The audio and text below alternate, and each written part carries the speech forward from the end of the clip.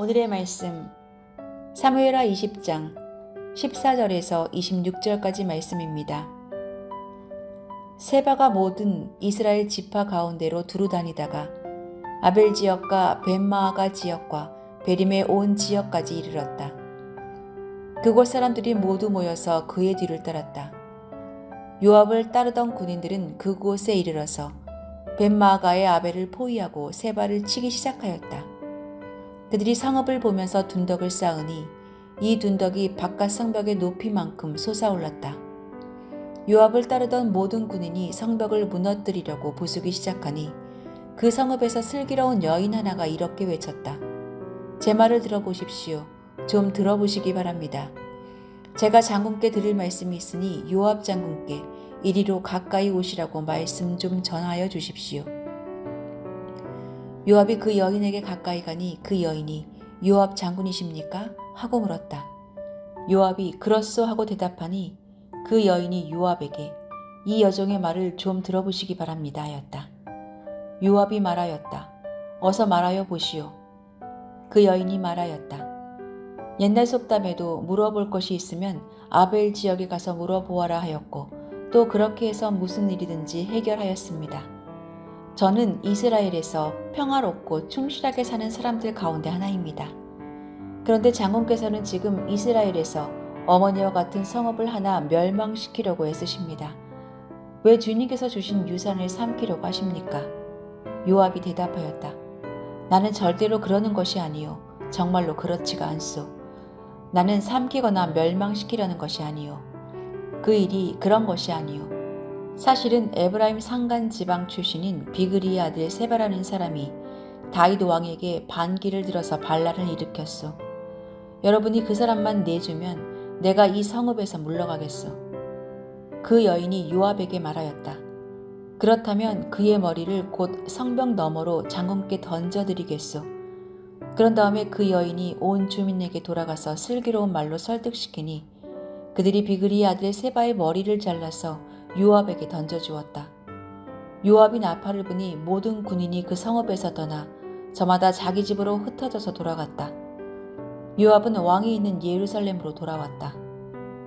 요압은 온 이스라엘의 군대 사령관이 되고 여호야다의 아들 분하야는 그렛 사람과 블렛 사람으로 이루어진 경호원들의 주의를 맡고 아도니람은 부역 감독관이 되고 아일룻의 아들 여호사밧은 역사 기록관이 되고 스와는 서기관이 되고 사독과 아비아달은 제사장이 되고 야일 사람 이라는 다윗의 제사장이 되었다.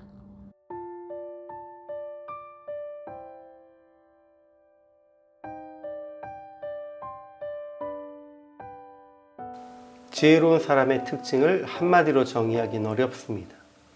그러나 많은 사람들의 머릿속에 있는 이미지는 경우에 합당한 말을 하면서 사람들을 화해시키고 해결하기 어려운 문제의 해결책을 제시하는 모습입니다. 그렇지만 잠언을 기록하고 그럴듯한 말로 사람들을 감동시켜도 자기 하고 싶은 말만 하면서 상대방의 말을 듣지 않는 이들을 지혜로운 사람이라고 하지는 못합니다. 그러므로 우리는 스스로 말하며 문제를 해결해 주기보다는 상대방의 말을 경청하며 스스로 문제의 해결책을 깨닫게 하는 사람이 더 지혜로운 사람이라는 것을 기억해야 합니다. 그런 면에서 오늘 본문에 나오는 한 여인은 지혜로운 것입니다. 세바는 모든 이스라엘 지파 가운데 사람을 모아 다윗의 군대에 대항합니다. 그들이 벳 아마가 아벨로 들어갔을 때 요압은 이를 둘러싸 토성을 쌓으며 성벽을 펴서 헐고자 합니다. 이때 성중의 지혜로운 여인이 요압과 대화하며 왜 이 성을 멸하려 하는지 묻습니다. 이에 요압은 세바를 내어주기만 하면 포위를 풀고 돌아갈 것이라고 말합니다. 결국 지혜로운 여인은 이 말을 성읍 백성들에게 전했고 백성들은 세바의 머리를 베어 요압에게 던지면서 싸움이 끝납니다. 이후 요압은 다시 이스라엘 온 군대의 지휘관이 되었고 다윗의 대신이 된 이들의 이름이 함께 기록됩니다. 시작부터 감정적, 즉흥적으로 시작된 세바의 반란은 그 끝도 너무 허무했습니다. 세바의 반란군과 다윗의 군대 간에 제대로 된 전투에 대한 기록도 한 번 없이 그저 무리를 이끌고 성에 들어가 농성하던 세바를 성읍 사람들이 죽여 그 머리를 요압에게 던져주면서 끝납니다. 이 일에서 지혜로운 여인은 자칫 세바의 반란군뿐만 아니라 성읍 사람들 모두가 희생될 뻔한 상황을 단 한 사람만 희생시키면서 마무리하는 중요한 역할을 감당했습니다.